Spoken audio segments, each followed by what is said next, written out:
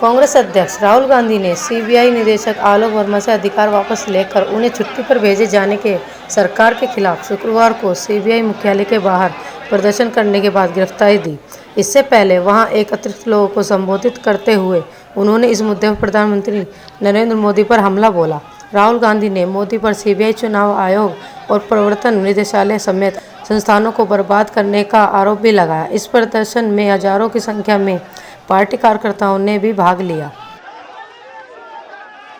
सरकार ने सीबीआई के साथ पिछले कुछ दिनों में छेड़छाड़ी करने की कोशिश की।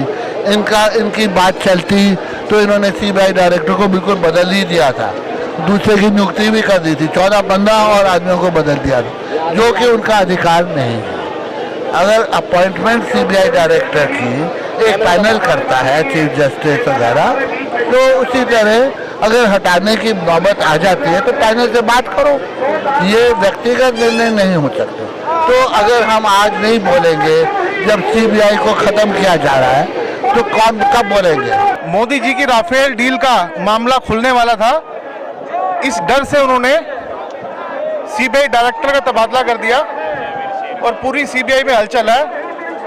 कांग्रेस आज विशाल प्रदर्शन कर रही है और सबको ये बताना चाहती है कि ये जुमलों की सरकार, ये झूठों की सरकार अब और नहीं चलेगी। नई नई चीजें देखने को मिल रही है। रात को 3 बजे लोग सो रहे हैं, ये चोरों की तरह नोटबंदी करते हैं, चोरों की तरह सीबीआई डायरेक्टर को तबादला करते हैं, चोरों की तरह सारे काम करते हैं। इसमें किसी से पूछा नहीं गया, जो कि भारत देश का एक संविधान है, भारत देश की एक परंपरा है कि जब भी सीबीआई डायरेक्टर को हटाना होगा तो गठित लोगों के सामने ही ऐसा करना होता है। अब नरेंद्र मोदी जी चोरी कर रहे हैं, उस पर सीनाजोरी कर रहे हैं, सरकारी एजेंसियों को तबाह करने पर लगे हुए हैं, उनकी कहीं जांच ना हो जाए उसे रोकने पर लगे हुए हैं। जब इन्हें दिखता है कि सुबह होते होते सारा काम खत्म हो जाएगा, तुम्हारा पर्दाफाश हो जाएगा, तो रातों रात तो जो कर सकते हैं उसे मैनेज करने के लिए रात को ही करते हैं। लोकतंत्र की हत्या है ये लोकतंत्र की हत्या है,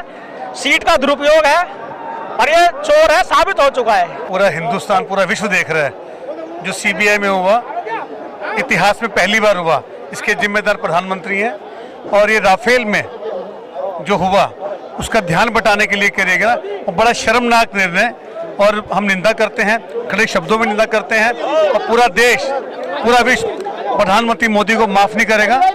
राफेल में जो इन्होंने अंबानी को 30,000 करोड़ का लाभ दिया अपने साथी का, ये उनके चौकीदार हैं, ये चौकीदारी चलने वाली नहीं है। ये बिल्कुल सुनियोजित है, ये सुनियोजित है। देश में राफेल, जीएसटी, पेट्रोल, डीजल सबका ध्यान चेंज करने के लिए ये रणनीति बनाएगी, ये पूर्ण रूप से सुनियोजित है। राफेल डील पर आरोप ही लगाया, बल्कि ये सिद्ध हो गया जो आधी रात में सीबीआई को डायरेक्टर बुला करके सरकार असंवैधानिक काम किया है। इससे साबित हो गया राफेल डील में बहुत बड़ा घोटाला है और इसको अविलंब उसको आलोक वर्मा को स्थापित करना चाहिए और राफेल डील पर इंक्वायरी होना चाहिए। तो 50,000 करोड़ की चोरी है, उसके इंक्वायरी होने वाली थी, उस इंक्वायरी में दखल दिया सरकार ने, उसके खिलाफ प्रदर्शन है। प्रधानमंत्री का सीधे तौर पर नाम है 50,000 करोड़ की चोरी में। जो हमारी संवैधानिक संस्थाओं का जिस तरीके से नरेंद्र मोदी जी ने इनका मिसयूज किया, दुरुपयोग किया कि रात को 2 बजे फैसले लेते हैं, जितने भी गैर लोकतांत्रिक फैसले लिए गए वो सब आधी रात को लिए। इसी कड़ी के अंदर सीबीआई के डायरेक्टर आलोक वर्मा को हटाया गया है और कल बयान आ रहा था कि उन्हें छुट्टी पे भेज दिया गया। राफेल के अंदर ये सरकार पूरी तरह से लिप्त है, भ्रष्टाचार हुआ है।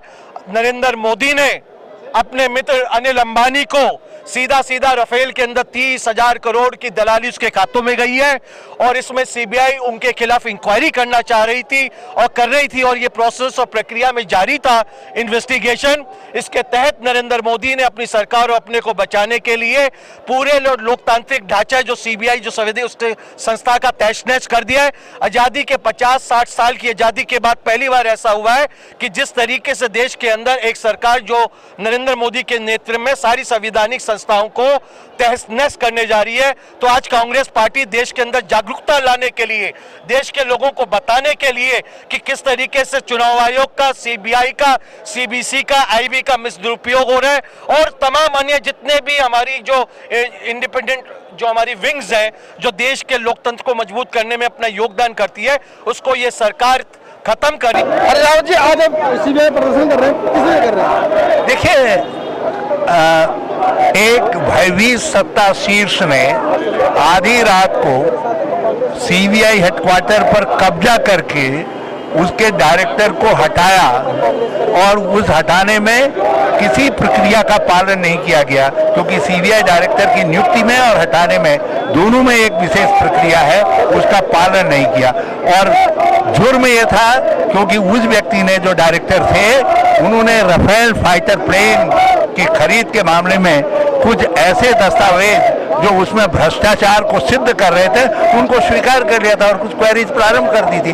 तो डरे हुए व्यक्ति ने यह सब कदम उठाया, और कितने डरे हुए हैं ये साफ हो जा रहा है कि खुद कह रहे हैं अभी वो सीबीआई के डायरेक्टर हैं, लेकिन उनके घर पर आईबी के 4 ऑफिसर्स की से जासूसी करवाने का काम कर रहे हैं।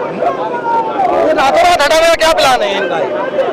ये केवल राफेल फाइटर प्लेन डील में कुछ ऐसे तथ्य जो सामने न आ जाए, सीबीआई इंक्वायरी न कर दे, आलोक वर्मा इंक्वायरी न कर दे, तब ये हटाया गया।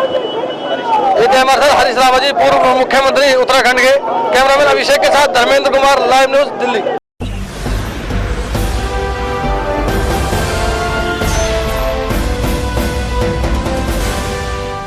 सब्सक्राइब करें।